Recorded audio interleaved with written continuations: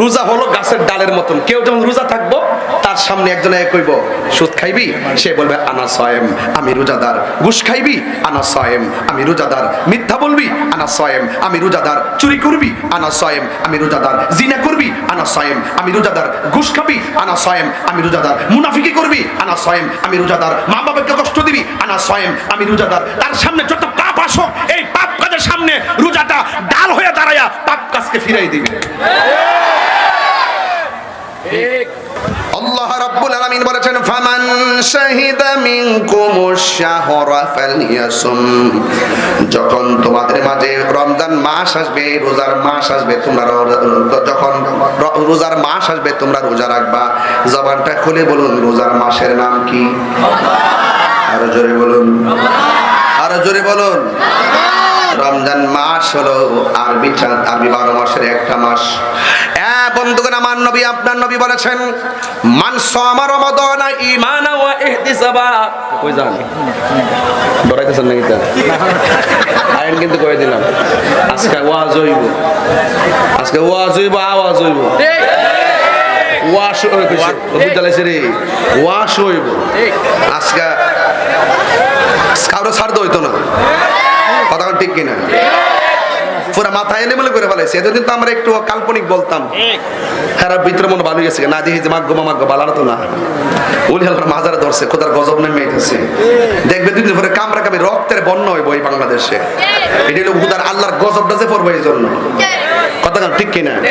আর ওলি আল্লাহর বিরুদ্ধে গেলে আল্লাহর গজব নামে। মান আদালি ওয়ালিয়ান ফাকাদ আযানতুহু বিল হারবে। স্বয়ং আল্লাহ ডাইরেক্ট যুদ্ধের ঘোষণা করবে, দেখবেন কেমনে কামরা কামড়ি লাগবো। সকাল একবার, বিকাল একবার, রাত্রে দুইটার পরও নামবো, কথা ঠিক না বেটে? মদিনার প্রেম, মদিনার প্রেম। কোন প্রেম? Medina Medina. না আপনার কাছে আজকে ভালো লাগতেছে না মনে ওয়াজ দেখতেছি যে একটু আওয়াজ কেমন কেমন যেন ঘুম ঘুম ভাব দেখা যায় আপনার চোখের মধ্যে।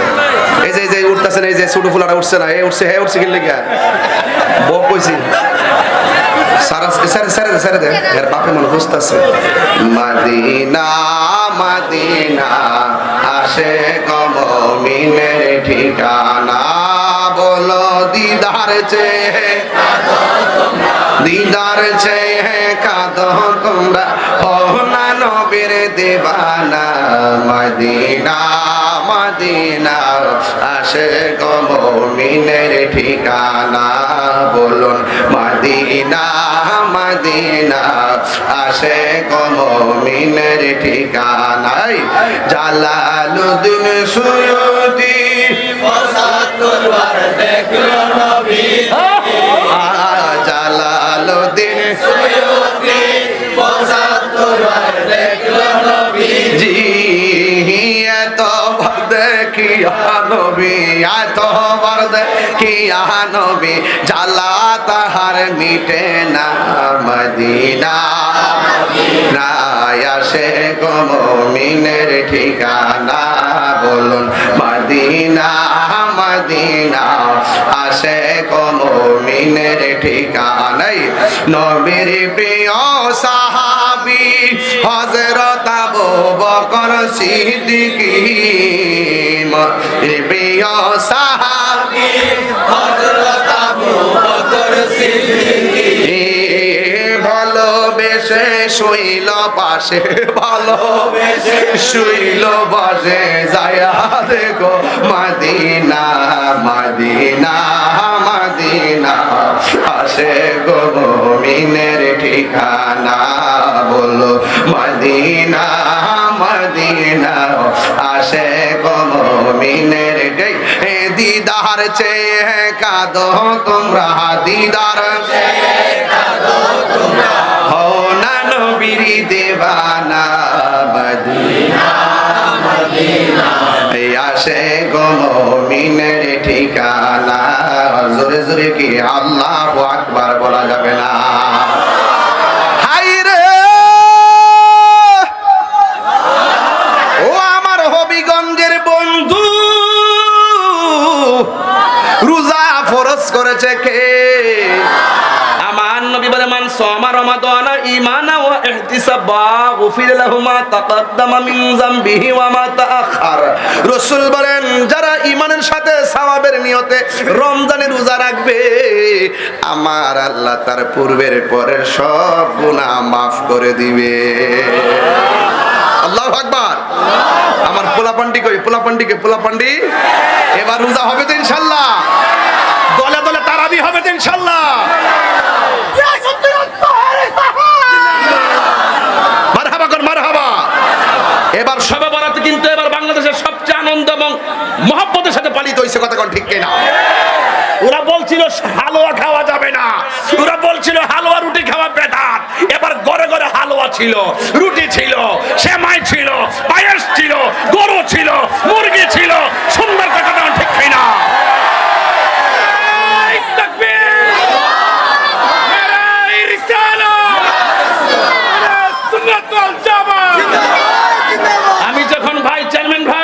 আমি যখন প্রতিবাদ করছি, আমি বললাম যে হালুয়া খাওয়া জায়েজ আছে। রাসূল বলছেন আমি দুইটা জিনিসকে পছন্দ করি, একটা হলো হালুয়া, চিৎকার মেরে কোন সুবহানাল্লাহ, আরেকটা হলো মধু। আমার নবী বলছেন আমি এটাকে পছন্দ করি। এখন আমাকে প্রশ্ন করে হালুয়া খাওয়া বেদাত, আর এটা কোন দলিলে আছে? আমি বললাম যেই দলিলে, যেই রমজান মাসে ইফতারের সময় ছোলা বুট খাও, মুড়ি খাও, পেঁয়াজু খাও, যেই দলিলে ইফতারের টাইমে রমজান মাসে পেঁয়াজু, আলুর চপ, বেগুনি খাওয়া জায়েজ, সেই দলিলে শবে বরাতে হালুয়া রুটি খাওয়া জায়েজ।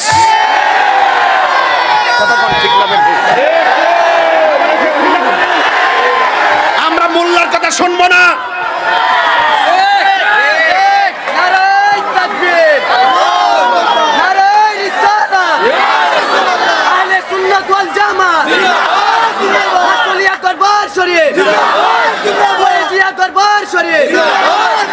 চেয়ারম্যান ভাই সাক্ষী রেখে বলে দেওয়া যায়, বিবেকটা জাগ্রত করেন, বিবেকটার উপরে গজব ফালাইয়েন না।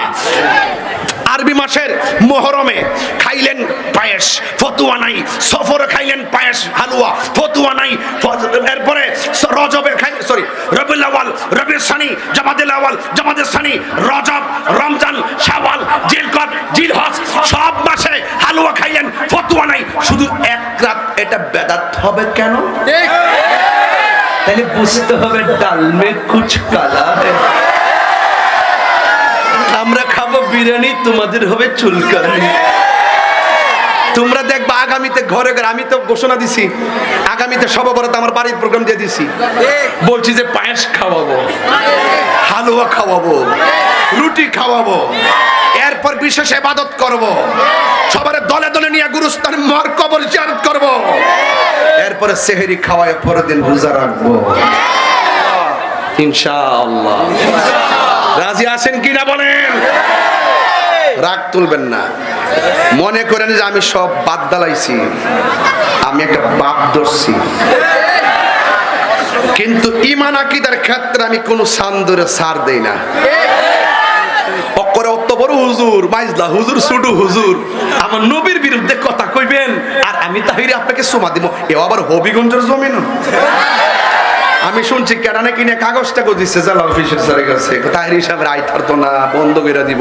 আরে বেটা, কত বড় কলিজ হয়েছে আপনার, এই দেশটাকে আপনার একলা।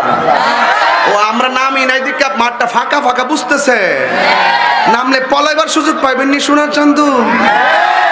ও মা গো মামা গো মা গো মা, আমরা ওই যে ভাই আসিনি, আসি রে ভাই আসি, মারহাবা গো। আমরা কোনো ভয় পাবো না। রমজানের রোজা আজকে এবার আমি যুবকদেরকে উদ্বুদ্ধ করতেছি, কেড়ে দেন রমজান মাসের সামনে, তো এই মুহূর্তে কথা না বললে এটা হক আদায় হতো না। এই জন্য আমি 9টা দিন পরে রমজান আইবো, এই মুহূর্তে যদি ওয়াজ না করি অন্য সমতা করতাম না। এদের আমি বললাম যে পোলাপান রোজা থাকবা, সুন্দর করে দলে দলে হাতে ধরে ধরে তারাবির মসজিদে যাইবা ইনশাল্লাহ। ইনশাল্লাহ ইনশাল্লাহ কর, ইনশাল্লাহ কর। আমার পোলাপান্ডি কই, পোলাপান্ডি কই, পোলাপান্ডি কই? ইনশাল্লাহ বলো, ইনশাল্লাহ বলো, 3 বার বলো ইনশাল্লাহ। বলেন আল্লাহ, আরো মহব্বত, আল্লাহ আল্লাহ আল্লাহ। আপনি কবুল করুন, আপনি কবুল করুন, আপনি কবুল করুন, আপনি কবুল করুন। এই নিয়তের কারণে যদি রোজার আগে মারা যায়, আল্লাহ আমাদের রোজা কবুল করে ফেলাবে। নিয়তটা সঠিক করবেন। রাসূল বলেন as-sawmu junnatun, সুবহানাল্লাহ। এটার অর্থ কি? কয় রোজা হলো ঢাল স্বরূপ। রোজা কি? এদিকে এসো। রোজা কি? ঢাল স্বরূপ। কেউ যদি কাউকে তলোয়ার দিয়ে আঘাত করে, না না ধরেন,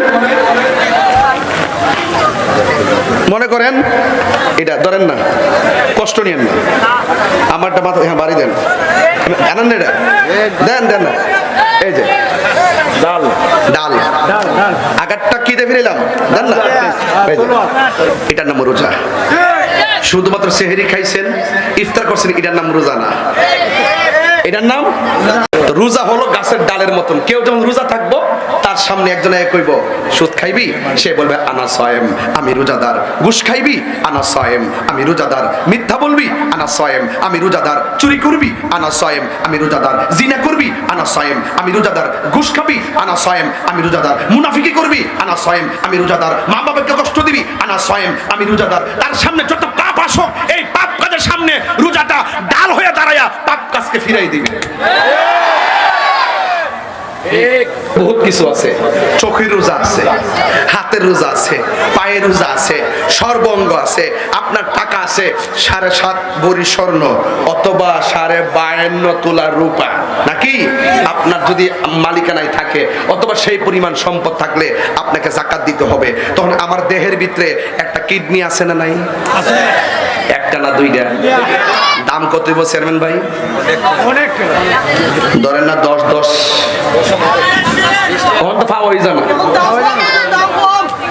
দাম কম। তুমি যে আরেক সিনেমা এসে দেন খুঁজতে দেখতে ভাসতে কিডনি তো পয়েন্টই মিলে না, যে সমস্যা ইন্ডিয়া যাবে ভাবা যায়, একটা দাম কম কি তারে এমন জাতের, এমন আসলে কিডনিটা চিনে না আর কি, কিডনি চিনে না, বুঝছেন?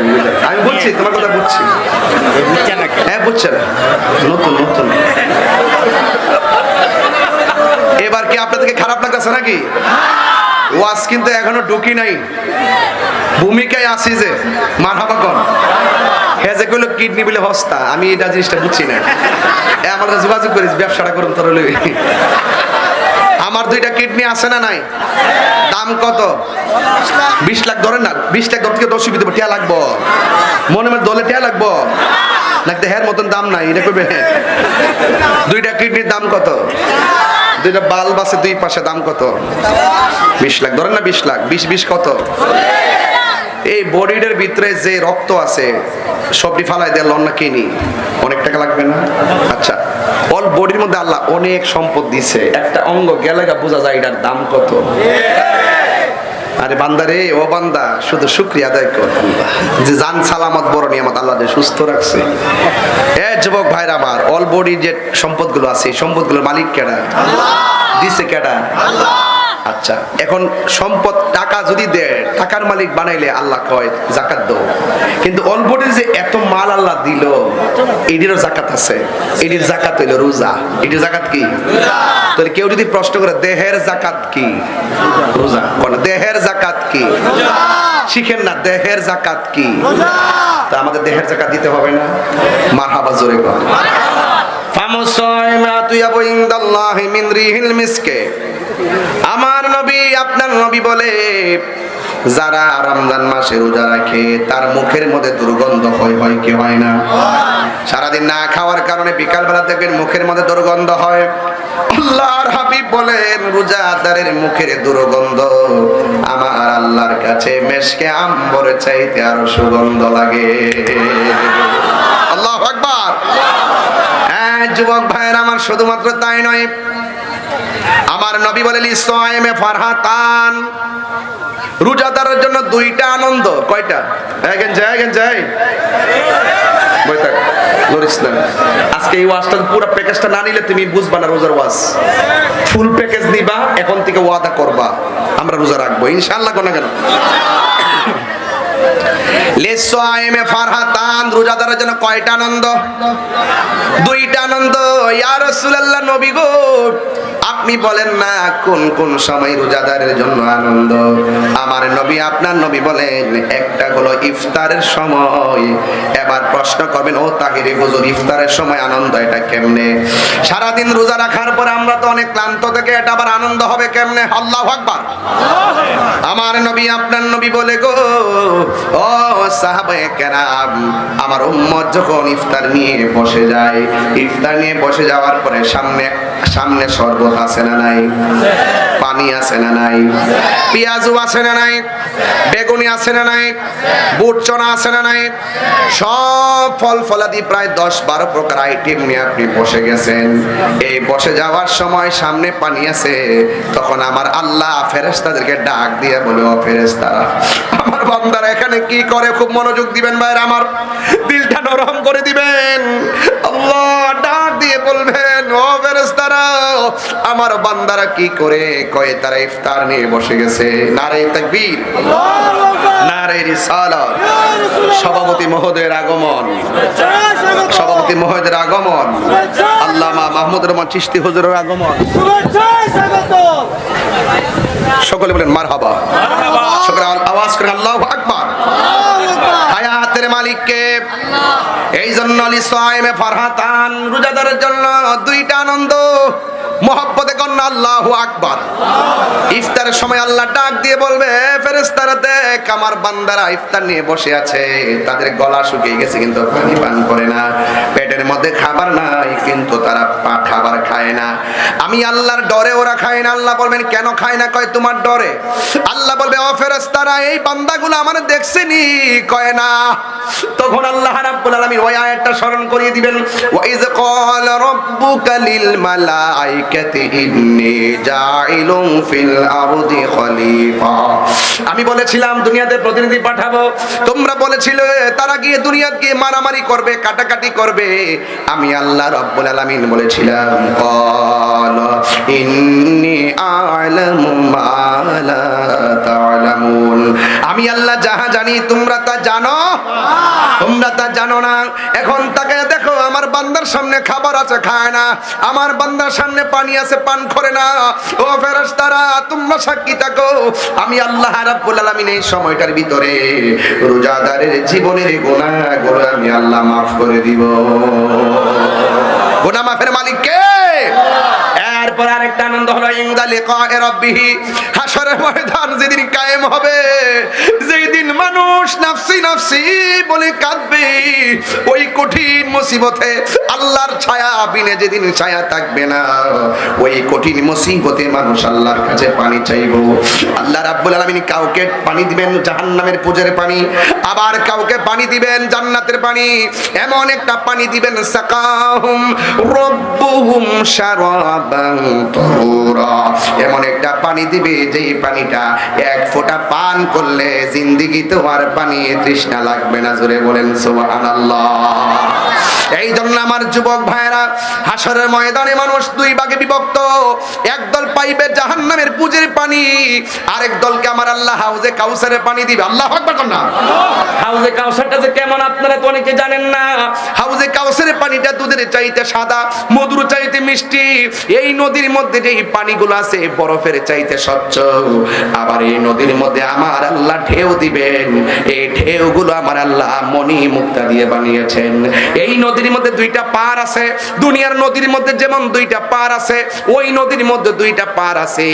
ওই নদীর দুইটা পার আমার আল্লাহ বানাইছেন স্বর্ণ দিয়া, আর ওই নদীর পানির নিচে মাটি আছে, ওই মাটিগুলো আমার আল্লাহ বানাইছেন মেশকে আম্বর দিয়া। আর এই বিশাল এত সুন্দর পানি, যেই হাউস সম্পর্কে নবীকে জিজ্ঞাসা করা হলো, ইয়া রাসূলুল্লাহ হাউসটা কোথায়? আমার নবী মানে মিম্বারি আলা হাউজি, ওই হাউজের উপরেই থাকবে আমার মিম্বার। জোরে কন্না মারহাবা। এই জন্য আমার যুবক ভাইরা, বিশাল এত সুন্দর হাউস, এক ফোঁটা পানি পান করলে জিন্দেগিতে পানি তৃষ্ণা লাগবে না। আকাশের মধ্যে যেই তারকা আছে, এর চাইতে কয়েক গুণ তারকা সমান পাত্র আমার আল্লাহ বানায় রাখছেন। আমার বন্ধু নবীর নিজের হাত মুবারক দিয়ে হাউজে কাউসারের পানি উম্মতরে পান করাবে। আরো বড় বড় করে কন্যা সুবহানাল্লাহ। এই পানিটা এত সুন্দর হাউস মালিক বানাই দিয়েছেন আমার আল্লাহ নবীকে। ইন্না আ'তাইনাকাল কাউসার ফাসাল্লি লিরাব্বিকা ওয়ানহার ইন্না শানিআকা হুয়াল আবতার। আল্লাহ রাব্বুল আলামিন বলেন, নিশ্চয়ই আমি আপনি বন্ধু নবীকে হাউজে কাউসার দান করে দিয়েছি। তাই তো আমার নবী বলেন, আল্লাহ আমাকে দেয়, আমি নবী বন্টন করি। সুবহানাল্লাহ কেন?